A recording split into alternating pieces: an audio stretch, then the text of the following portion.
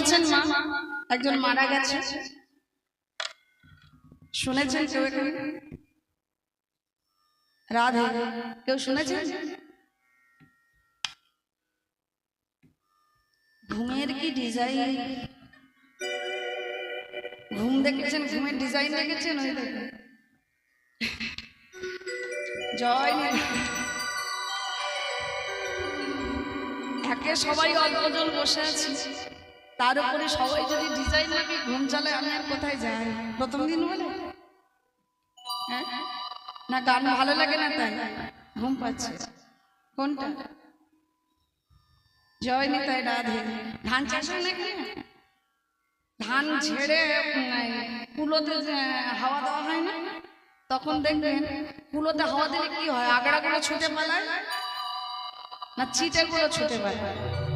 চিটেগুলো না, আগড়াগুলো পাশে পড়ে থাকে, আর ধান যেগুলো সেগুলো হাওয়া দিলেও নড়ে না।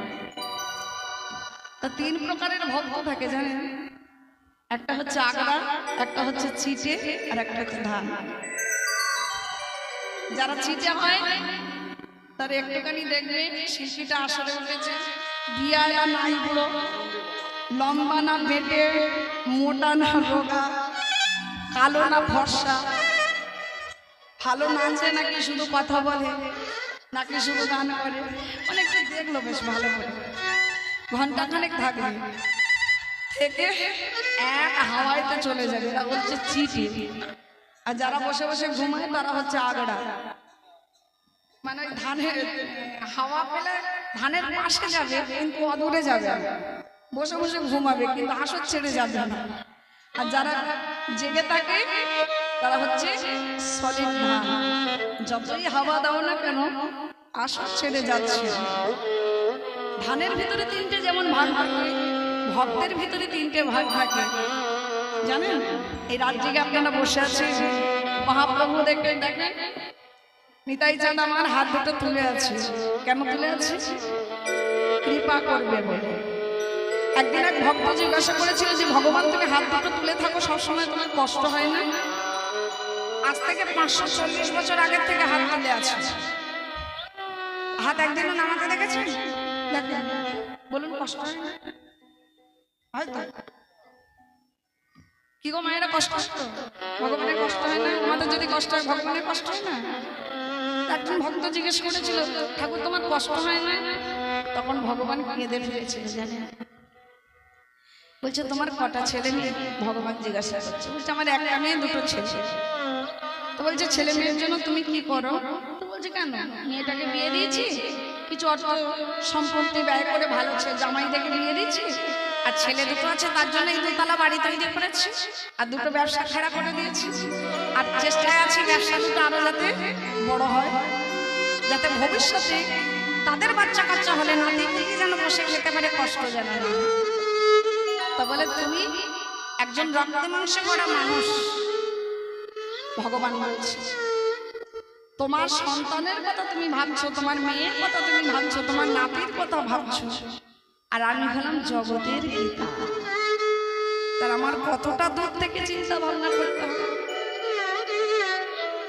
যে জন্ম নেবে নাই গর্ভে আছে তার জন্য ভাবতে হচ্ছে, যে জন্ম নিতে আসবে তখনও সে জন্ম হয়নি মায়ের গর্ভে, আসবে করছে তার জন্য ভাবতে হচ্ছে, যে জন্ম নেওয়ার জন্য প্রস্তুত হচ্ছে তার জন্য ভাবতে হচ্ছে, যে জন্ম নেওয়ার পরে বড় হয়েছে তার জন্য ভাবতে হচ্ছে, যে বিয়ে করেছে তার জন্য ভাবতে হচ্ছে, যে বৃদ্ধ হয়েছে তার জন্য ভাবতে হচ্ছে, বৃদ্ধের পরে মৃত্যুর পরে কি হবে তার জন্য ভাবতে হচ্ছে। জগতের তাহলে কত দায়িত্ব আমার মাথার উপরে। সবার মঙ্গল কামনা করতে গেলে হাত দুটো তোমাকে উঁচু করে থাকতেই হবে। হাত যদি নিচু করি তাহলে আশীর্বাদটুকু কি মাথায় পড়বে? আশীর্বাদ করতে গেলে হাত দুটো তোমাকে উঁচু করতেই হবে, উঁচু করে থাকতেই হবে। তা আমাদের বাবা 5 মিনিট হাত উঁচু করতে গেলে হাত দুটো যন্ত্রণা করে না? আর ভগবান আমাদের জন্য এত বছর ধরে 540 বছর ধরে হাত উঁচু করে আছে আমাদের জন্য, আর সেই ভগবানের জন্য আমরা একটাবার হাত উঁচু করতে পারি না, তার কথা শুনতে এসে বসে বসে ভালো আছে। তাহলে আমাদের মতো পাপী আর কজন আছে? জয়ধ্বনি জোরছে। যাদের গলার জোর আছে তারা দেবে না, যাদের ঝগড়া করার জোর নেই তাদের দিতে হবে না। নিতাই গৌর প্রেমানন্দে হরি বলে চৈতন্য মহারাজ কি, চৈতন্য প্রভু কি, নিতাই চাঁদ কি, অদ্বৈত প্রভু কি, আর ঘুমাবেন কি। হ্যাঁ ঠিক আছে। তো ভক্তমণ্ডলী ভক্তমতী মায়েরা, আজকে মারা গেছে কে? বিল্লমঙ্গলের বাবা। তিনি শুনলেন যে তার ছেলে পতিতালয়ে রাত্রি যাপন করছে, এই কথা শুনে হার্ট অ্যাটাক করে মারা গেছে। তখনকার দিনে বলা হতো বুকে ব্যথা, এখনকার দিনে বলা হয় হার্ট অ্যাটাক, তাই না? তো মারা গেছে খবরটা এনেছেন কে? কর্মমঙ্গল। তখন চিন্তামণির হাতটা ধরে বিল্লমঙ্গল কাঁদছে। চিন্তা, ছোটবেলায় মা মারা গেছে, বাবা ছিল, বাবাও চলে গেছে, এখন তুমি ছাড়া আমার কেহ নেই, তুমি বলো তোমায় ছেড়ে চলে যাবে। চিন্তামণি হাতটা ধরে বলল, তোমার পিতার অন্তিম সংস্কারটা তুমি করে এসো। যতদিন অন্তিম সংস্কার না হচ্ছে, যতদিন না নরনারায়ণের সেবা হচ্ছে, ততদিন তুমি এখানে আসবে না। অশৌচ কাটবে, তারপরে তুমি আসবে। যাও, আমি কথা দিচ্ছি তোমায় কোনোদিন আমি ছেড়ে দেব। বিল্ল ঠাকুর নদী পার হয়ে কর্মমঙ্গলের সঙ্গে গেলেন, পিতার অন্ত্যেষ্টি ক্রিয়া কর্ম সাঙ্গ করলেন, নরনারায়ণের সেবা দিয়ে উঠেছে, তখন অশৌচের কাপড়খানি তখনও ছেড়ে দেয়নি। মনে পড়েছে চিন্তামণির কথা। আকাশে ঘন কালো মেঘ, হাত অন্তরে বজ্রাঘাত করছে, প্রচন্ড মেঘ গর্জন করছে, ঝড় উঠেছে, প্রচন্ড হাওয়া বইছে, কৃষ্ণবর্ণা নদীর জল উছলে উছলে পড়ছে, প্রচন্ড হারে বৃষ্টি হচ্ছে। সমস্ত কিছু উপেক্ষা করে আজ ছুটতে ছুটতে চলেছে চিন্তামণি।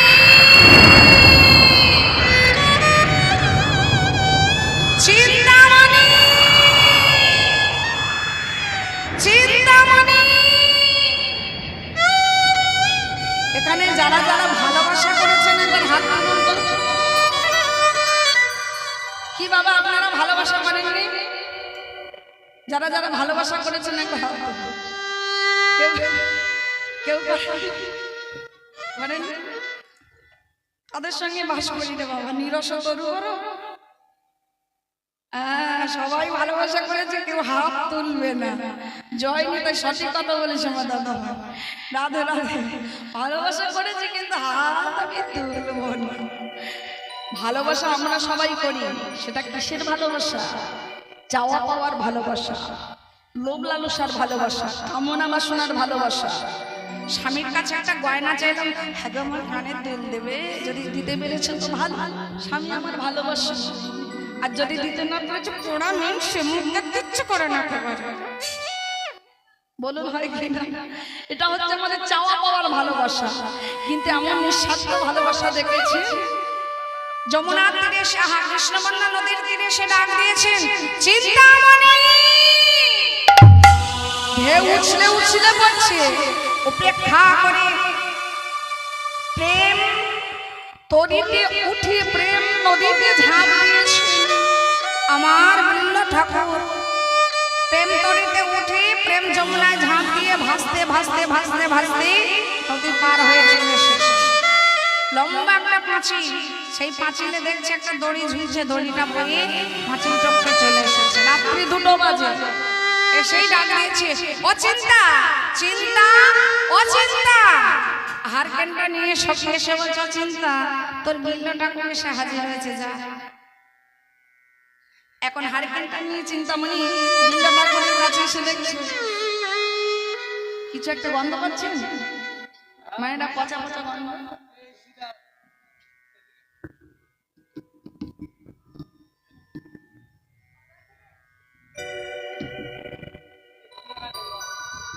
গায়ে থেকে গন্ধ বেরোচ্ছে, বিচ্ছিরি পচা গন্ধ। স্নান করেনি কদিন? গরমে স্নান করেনি? সাবান মাখনি? রাধে, সাবান মাখলে আমার দুর্গন্ধ বেরোয় না বাবা, একেবারে পচা দুর্গন্ধ। কার গায়ে থেকে? বিল্লমঙ্গলের গায়ে থেকে। জয় নিতাই, নিতাই গৌর প্রেমানন্দে। বিল্লময় বলে গায়ে থেকে দুর্গন্ধ বেরোচ্ছে। রাধে বলছে ঠাকুর সন্দেহ হয়েছে জানেন, বলছে ঠাকুর এই আকাশে প্রচন্ড মেঘ, আবার ঝড় হচ্ছে, বৃষ্টি হচ্ছে, বিদ্যুৎ চমকাচ্ছে, তুমি নদী পার হয়ে এলে কি করে? তো বলছে কেন ভেলা বয়ে?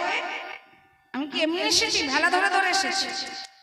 তো বলছি এত রাত্রে তোমার জন্য ভেলা নিয়ে কে দাঁড়িয়ে আছে নদীর ধারে এই ঝড় বৃষ্টি তুফানে? ওই চলো তো দেখি কেমন ভেলা বয়ে এসেছে। ওমা হারকেনটা নিয়ে গিয়ে দেখছেন, বলে ভেলা নাই ভেলা নাই ভেলা নাই ভেলা নাই ভেলা নাই ভেলা নাই ভেলা নাই ভেলা নাই এ তো মানুষের মৃতদেহ, ভেলা নাই ভেলা নাই এ তো মানুষের মৃতদেহ, ভেলা নাই ভেলা নাই সে ভেলা নাই মানুষের মৃতদেহ। জয় নিতাই হরি বল। সেই মৃতদেহ মাংস খসে পড়ছে, পোকা বিড়বিড় করছে, সেইটা জানতে ধরে ভেসে চলে এসছে। তো বলছে পাঁচিল টপকালে কি করে? তো বলছে কেন দড়ি বয়ে? পাঁচিলের কাছে গিয়ে দেখছে বাবা দড়ি না, লম্বা একটা বিষধর সাপ, বৃষ্টি হচ্ছে, মাথাটা গর্তের ভিতরে ঢোকানোর ল্যাজটা ঝুলছে, দড়ি মনে করে ওই ল্যাজ বয়ে পাঁচিল টপকে চলে এসেছে।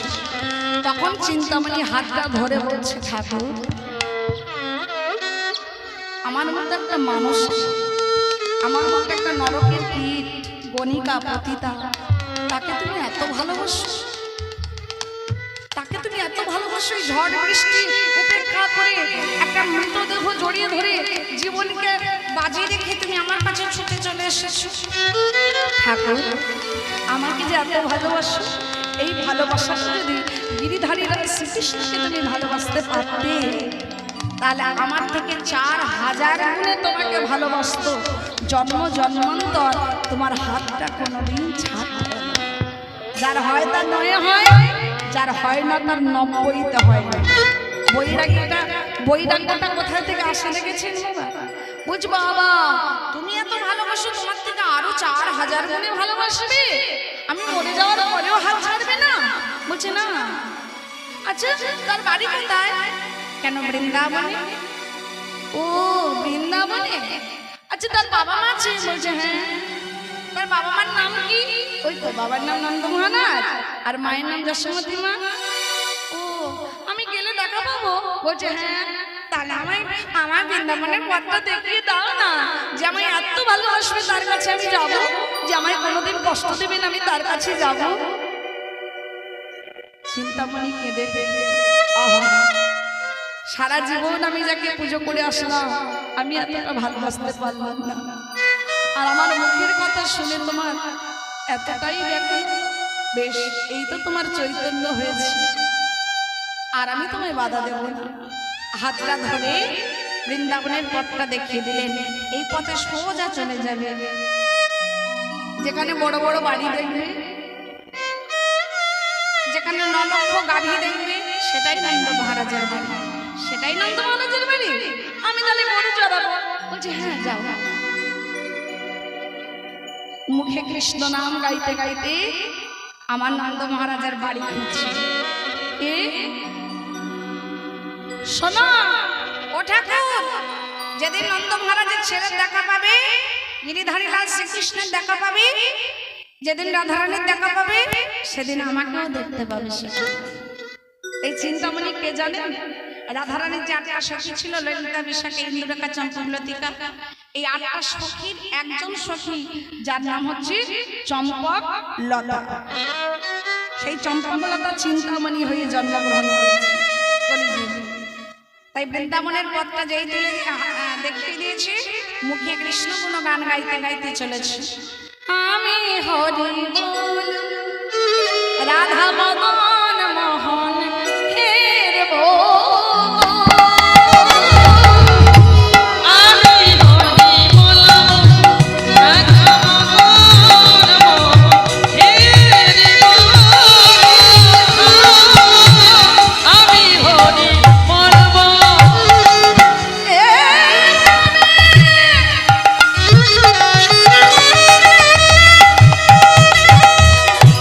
রাজের পথে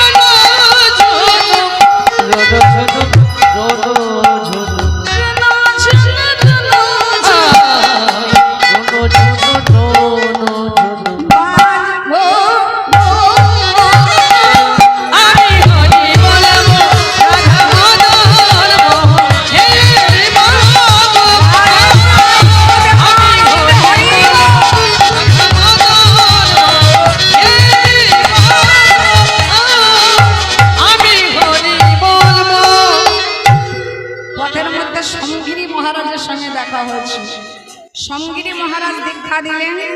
বউটা কাদের গো? বাবা সেজেছে দেখুন।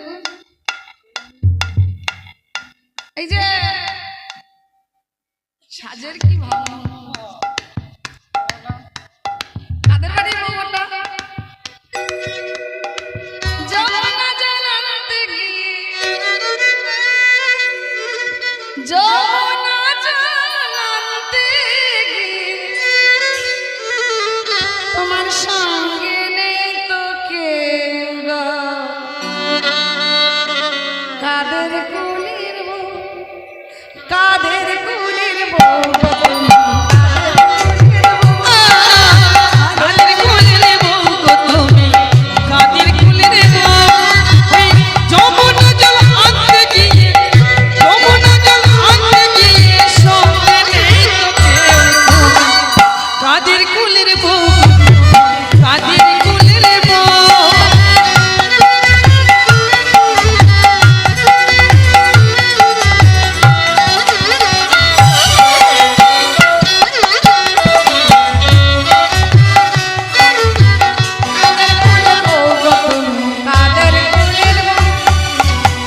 যাচ্ছ তুমি হেসে, কাঁদতে হবে অবশ্যই। যাচ্ছ তুমি হেসে হেসে, কাঁদতে হবে অবশেষে। যাচ্ছ তুমি হেসে, কাঁদতে হবে অবশেষে। ভরা কলসি তোমার, ভরা কলসি তোমার ভেসে গেলে লাগবে প্রেমের ঢেউ। কাদের কুলের বউ গো তুমি, কাদের কুলের বউ। ওই কাদের কুলের বউ গো তুমি, কাদের কুলের বউ। কাদের কুলের বউ গো তুমি, কাদের কুলের বউ। তো ভক্তমণ্ডলী ভক্তমতী মায়েরা, এই গানটি ফেলেছিলেন নাট্যাচার্য গিরিশ ঘোষ। আমরা নটিবিনে দিনে গানে শুনতে পাই। তো এর ব্যাখ্যা দিতে গেলে আমার আরো আধ ঘন্টা সময় লাগবে, ওদিকে যাবো না আমি। আবার যদি কোনোদিন আপনাদের মাঝে আসি তখন বলবেন, চেষ্টা করব বলার জন্য। রাধে। তো ভক্তমণ্ডলী ভক্তমতী মায়েরা, ওই বউটা কে জানেন? বিল্ল ঠাকুর চলেছে বৃন্দাবনে, আর সানের ঘাটে একজন বণিক রমণী স্নান করছিল, যার নাম হচ্ছে অহল্যা সুন্দরী। বণিক মানে যাদের সোনার ব্যবসা আছে। এক ব্যবসায়ীর বউ যার নাম হচ্ছে অহল্যা সুন্দরী স্নান করছে, তাকে দেখে নজরটা গেল তার দিকে। কাদের কুলের বউ গো তুমি, কাদের কুলের বউ গো তুমি, কাদের কুলের বউ। কাদের কুলের বউ গো তুমি, কাদের কুলের বউ। ওই কাদের কুলের বউ গো তুমি, কাদের কুলের বউ। আহ পড়া মেশ দেখলে যেন অঙ্গ চলে যায়। যাও বাচ্চা কাদের কুলের বউ গো তুমি, কাদের কুলের বউ। ওই কাদের কুলের বউ গো তুমি, কাদের কুলের বউ। যাও বাচ্চা পরের বউকে স্নান করা অবস্থায় দেখলে তার কাছে গিয়ে যদি বলে কাদের কুলের বউ, বাবা ঝাঁটা নিয়ে দাঁড়াবে না হাতে? ইমাইরা দাঁড়াবেন তো? মুখটা বেঁকে ঘোমটাটা দিয়ে ঘরের দিকে চলে আসছে। এখন বিল্ল ঠাকুরের নজর পড়েছে তার দিকে, জানেন? এখন যেই অহল্যা সুন্দরী ঘরে চলে আসছে স্নান করা অবস্থায়, নিজে কাপড় পরে আর ওই পিছন পিছন পিছন পিছন ওই বিল্ল ঠাকুর চলে আসছে। জয়নিতাই যেই ঘরে এসছে তার স্বামীর কাছে নালিশ জানাচ্ছে, দেখো স্বামী, তুমি তো জানো আমি পরপুরুষের বদল দেখি না, কিন্তু এই পড়া মানুষের সেই স্নানের ঘাট থেকে আমার পিছন ধরেছে, বাড়ি পর্যন্ত চলে এসেছে, তাও না তুমি একটু দাঁড়িয়ে দাও না। দেখছেন দাদার সঙ্গে ছিল গলায় যোগ্য সূত্র। স্বামী তো জ্ঞানী, বলে উঠলেন, দেখো সে যদি খারাপ মন্তব্য নিয়ে আমার বাসায় আসে তাতে আমার অপরাধ নেই। মন্তব্য তার খারাপ হতে পারে, উদ্দেশ্য তার খারাপ হতে পারে, কিন্তু আমার উদ্দেশ্য তো খারাপ নয়। যেহেতু অতিথি নারায়ণ বসতে সুন্দর করে আসন দিয়েছে, দিয়ে প্রসাদ দেওয়ার পরে বলছেন, বলুন আপনার জন্য কি সেবা করতে পারি? তখন বলছে, আপনার স্ত্রীকে আমার খুব চোখে ধরেছে, জানেন, একটা রাত্রের জন্য আপনার স্ত্রীকে আমি নিষেধাজ্ঞা করতে চাই। বলছে এই কথা? সেই বণিক নিজে হাতে সোনার কাঁটা দিয়ে সোনার গহনা দিয়ে চরণ থেকে মাথার চুল পর্যন্ত সাজিয়ে দিয়েছে নববধূর সাজে। সাজিয়ে দিয়ে ঘরের ভিতরে দিয়ে দরজা দিয়ে বলছি, আমি তোমার স্বামী, আমি আদেশ করছি এই বৈষ্ণব যা যা মনের বাসনা আছে তুমি তাই পূরণ করবে। আজকে রাত্রের জন্য ওই বৈষ্ণবের সেবা দাসী তুমি। স্বামীর আদেশ পালন করছে পতিব্রতা নারী। বিল্ল ঠাকুর যখন শয়নে আছে চরণের ধারে বসে বসে চরণটা সেবা করছে, চমকে উঠলে বিল্ল ঠাকুরে কি করছি আমি যাচ্ছিলাম বৃন্দাবনে, হঠাৎ করে আমার নজর পড়ল এই বরিপ্রমণীর দিকে। আমি চিন্তামণিকে ফেলে চলে এসেছি। তাড়াতাড়ি করে ঠেলে উঠে বলছে, শোনো না, তোমার মাথায় যে এত সুন্দর করে চুলটা কে বেঁধে দিয়েছে গো? বলছে, কেন আমার স্বামী? বলছে, তোমার মাথায় যে সোনার গোলাপের কাঁটা ওগুলো তোমার স্বামী পরিয়েছে? বলছে, হ্যাঁ। বলছে, আমি একটা জীবন্ত গোলাপ দিতে চাই। বলছে, বেশ তো দাও। সত্যিকারের গোলাপ নিয়ে ওই খোপায় লাগাবার নাম করে খোপার সোনার কাঁটা দুটো তুলে নিয়ে দুটো নয়নে বিদ্ধ করে দিয়েছে। চিন্তামণি চোখ দুটো উপড়ে মাটিতে পড়লো, ঝড় ঝড় শব্দে রক্তে ভরে যাচ্ছে, সমস্ত মৃত্তিকা রক্তে ভেসে যাচ্ছে। চিৎকার করে উঠলেন অহল্যা সুন্দরী, স্বামী তাড়াতাড়ি এসো, তাড়াতাড়ি এসো। দরজাটা খুলে দিয়েছে, দেখছে রক্তে ভেসে যাচ্ছে তার কক্ষ। এ কি করলে বৈষ্ণব ঠাকুর? আপনার চোখ দুটো তুলে ফেললে সোনার কাঁটা দিয়ে। বিল্ল ঠাকুর বলে উঠল, ভজনের পথে বাধা সৃষ্টি হয়েছে। এই চোখ দুটো আমার কামনার আগুন জ্বালিয়ে দিয়েছে, বাসনার আগুন জ্বালিয়ে দিয়েছে। যে চোখে কামনার আগুন বাসনার আগুন জ্বলে সে চোখ নিয়ে তো কৃষ্ণ ভজন হয়। এই চোখ দুটোই উঠে দিলাম, জানো আমি যাবো তো বৃন্দাবনে। চোখ দুটো যদি না থাকে আমার মনের ভিতরে কামনা আসবে না, বাসনা আসবে না।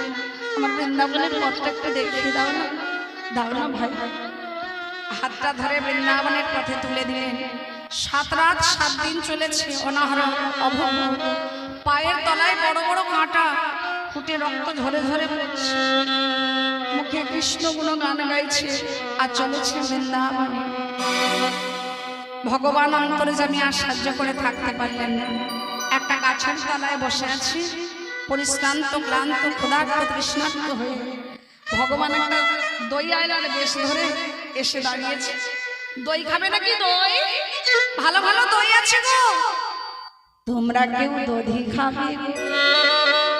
ও গো ব্রজবাসী, তোমরা কেউ দধি খাবে গো? ও গো ব্রজবাসী,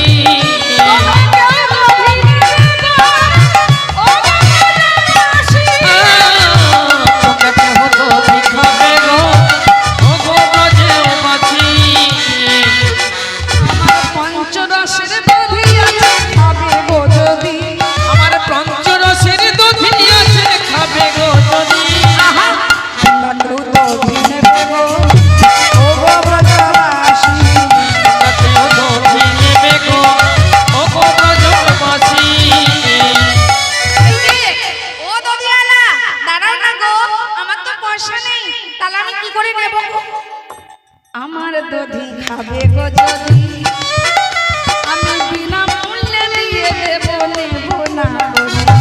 আমার দধি খাবে গো যদি, আমি বিনা মূল্যে দিয়ে দেব নেব না করি।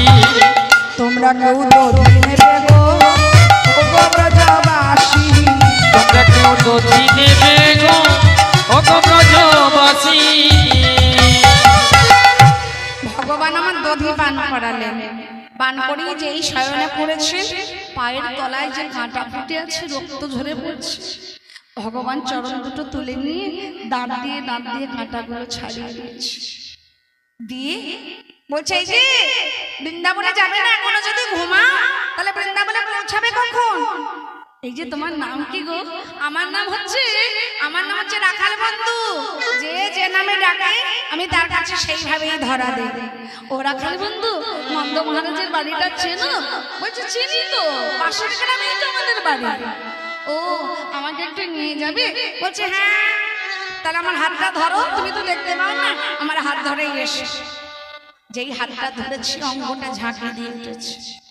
তবে কি আমার গিরিধারী লাল এসেছে। বেশ, আমার হাত ধরে তুমি নিয়ে চলো সখা, আমি যে পথ চিনি না। আমায় হাত ধরে তুমি নিয়ে চলো সখা, আমি যে পথ চিনি না। তোমার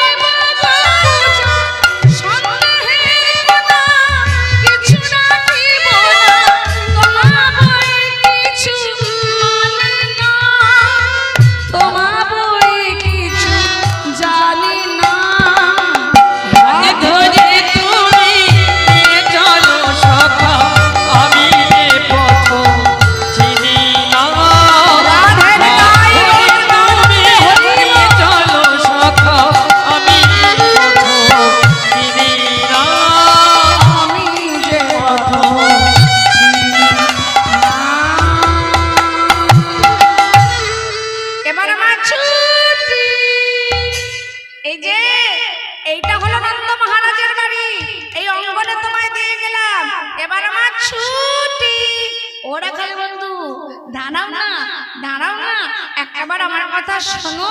এবার মা ছুটি, আমার মা চিন্তা করছে আমি আবার ঠিক জায়গা সময় মতো তুমি ডাকলেই আবার আসবো, আমি তাহলে আসি।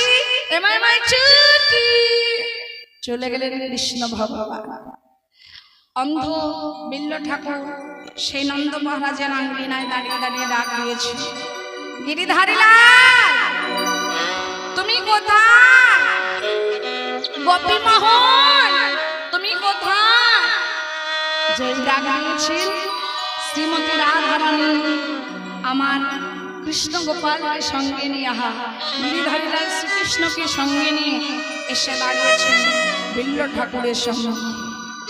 যেই দিব্য দৃষ্টি দান করেছেন, দিব্য দৃষ্টি দিয়ে দেখছেন যে আমার রাধা গোপীনাথ দাঁড়িয়ে আছেন আর পিছনে আছেন চিন্তামণি। চিন্তা তুমি এখানে? বলেছিলাম না ঠাকুর যেদিন বৃন্দাবনে রাধা কৃষ্ণের দর্শন পাবে সেদিন তার পাশে আমাকেও দেখতে পাবে। আমি তোমার সামনে আসিনি কেন জানো? তোমার সামনে আসলে তুমি যদি পথভ্রষ্ট হয়ে যাও, তাই তোমার পিছন পিছন তোমাকে স্মরণ করে আমি বৃন্দাবনে পৌঁছে গেছি।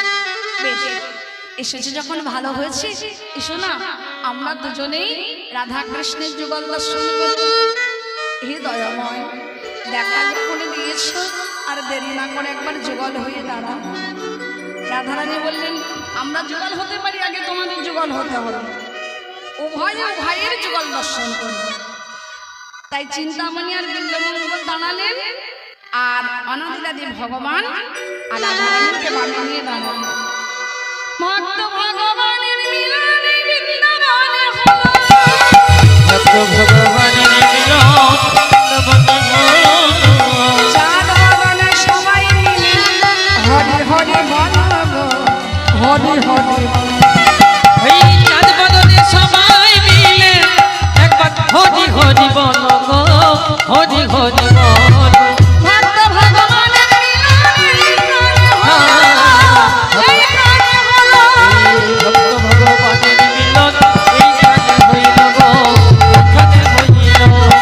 নয়ন আছে নয়ন ভরে, যার নয়ন আছে নয়ন ভরে।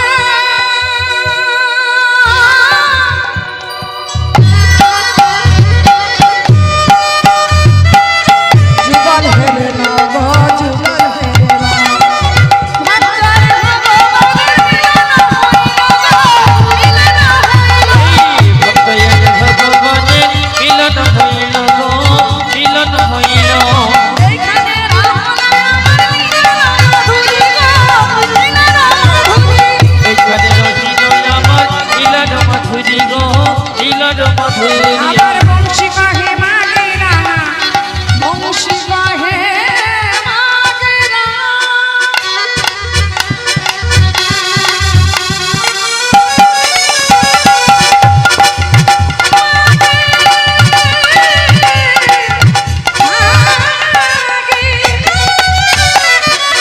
বংশী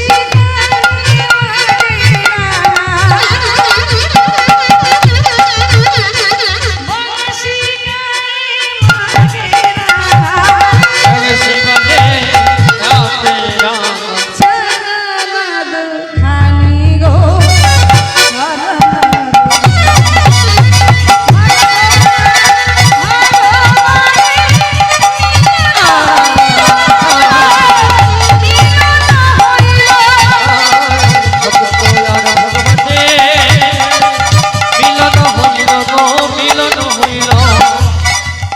রাধে এবার ভাই ভাই যুগল দর্শন করছে আর গীতগুলো গাইছে।